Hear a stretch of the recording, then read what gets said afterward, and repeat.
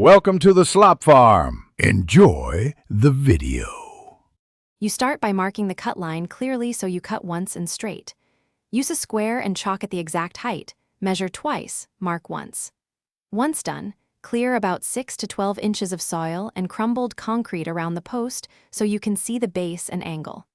Make sure you put on eye protection, heavy gloves, and hearing protection before you touch a grinder or saw. Disconnect any nearby utilities, and keep a bucket of water nearby to cool the blade if needed. You need to stabilize the post before cutting. Clamp it to a sawhorse or brace it with timber so it cannot spin. Choose a tool.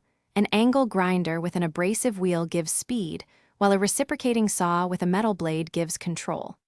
Start with a shallow guide, pass along the mark to prevent wandering, then make progressively deeper cuts until you go through.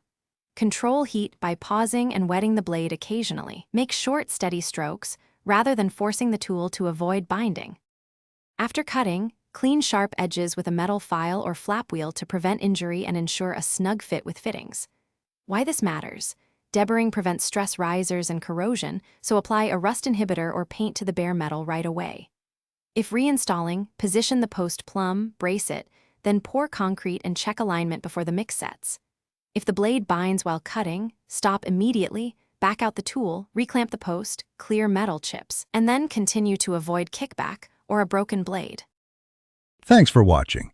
Consider subscribing if we helped you today.